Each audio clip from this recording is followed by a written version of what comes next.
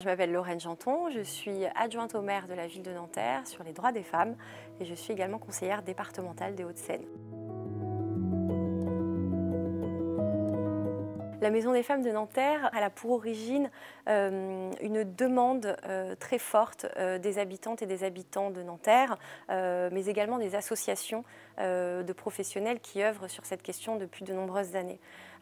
Donc la Maison des femmes, c'est un lieu d'accueil, d'accompagnement des femmes victimes de violences et c'est également un centre de ressources pour l'égalité femmes-hommes. Elle permet donc d'accueillir sur un équipement de 400 mètres carrés des permanences de juristes, des permanences de psychologues, des permanences d'assistantes sociales pour accompagner les femmes vers la sortie des violences.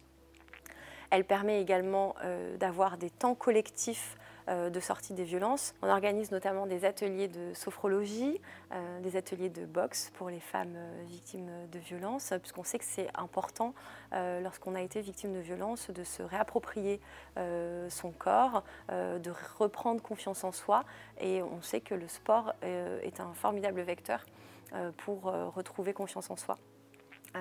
Donc la Maison des femmes, elle accompagne les femmes vers la sortie des violences, mais elle organise aussi, puisqu'on sait que les violences dans notre société sont permises parce qu'on considère à inégalité les femmes et les hommes, on les considère inférieures dans notre société, elles sont payées 25% de salaire en moins. On sait aussi que les violences, elles contribuent à ces inégalités.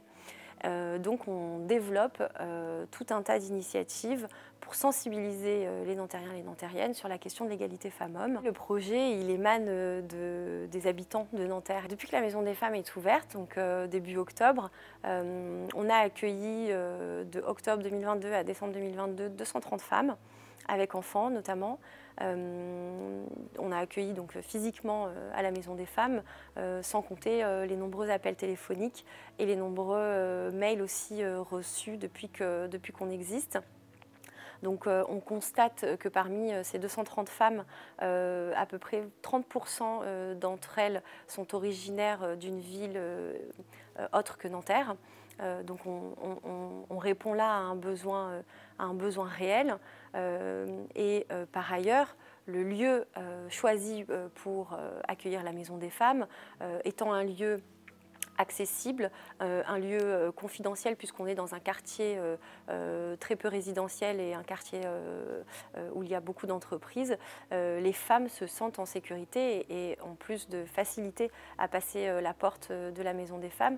Et c'est un constat que nous faisons avec les associations de professionnels qui accueillent les femmes victimes de violences, qui tiennent des permanences ici et qui nous le disent. On reçoit ici à la Maison des femmes de Nanterre des femmes différentes de celles qu'on reçoit dans nos permanences qui sont situées ailleurs, dans des quartiers plus résidentiels de la ville.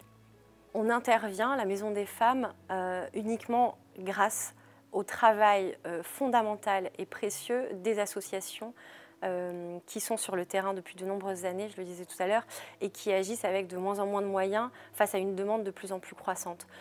Donc pour nous, la Maison des femmes est une maison ressource, c'est-à-dire qu'elle va contribuer à étoffer le réseau de professionnels qui existe déjà, qui existait bien avant nous sur le territoire, et on va contribuer à mettre tout le monde autour de la table. En fait, à Nanterre, il y avait déjà ce projet qui était un petit peu en réflexion de la part des associations spécialisées. Elles avaient très tôt identifié ce besoin de travailler ensemble. Quelques années après, voilà, cette Maison des femmes existe à Nanterre et elle est à la fois utile pour les femmes et pour l'égalité femmes-hommes, et elle est également utile pour les professionnels qui interviennent sur cette question, les professionnels de santé, les professionnels de travailleurs sociaux, les professionnels de l'éducation également. C'est important qu'on partage une connaissance fine de ce que sont les violences et donc d'avoir des centres de ressources sur cette question, capables de former y compris les personnes sur ce sujet-là. Mais tout ça, ça nécessite évidemment des moyens. On est une ville de 100 000 habitants. Ce n'est pas une compétence municipal de créer une maison des femmes. On le fait parce qu'on est intimement convaincu que c'est nécessaire, que c'est utile pour les habitantes et les habitants, mais ça implique un engagement financier de la part de la ville de Nanterre.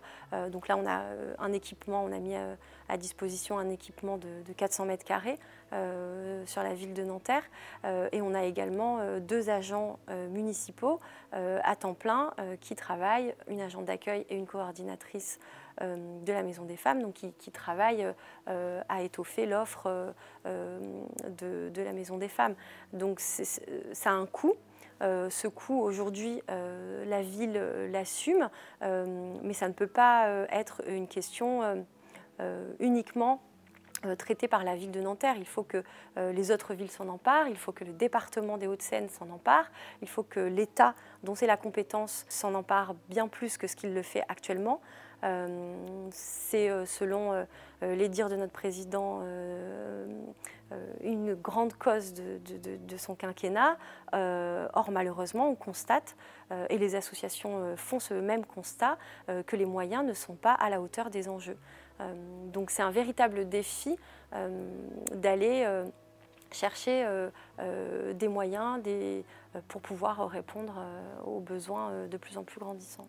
Il y a un sujet qui me tient particulièrement à cœur, c'est celle de l'éducation de notre jeunesse et de la nécessité de sensibiliser de plus en plus les jeunes sur la question de l'égalité femmes-hommes, sur la question de la lutte contre les violences faites aux femmes, de la lutte contre le harcèlement, contre le cybersexisme aussi, puisqu'on le voit de plus en plus sur les réseaux sociaux, de nombreuses jeunes filles sont harcelées, humiliées, mais pas que jeunes filles, hein, mais c'est un fléau, voilà, dont il faut se débarrasser. Donc il doit y avoir, je pense, plus de volonté sur cette question-là de la part de notre pays, et y compris de la part de l'éducation nationale qui a l'obligation normalement de mener des séances auprès des collégiens, auprès des lycéens sur la vie affective et sexuelle.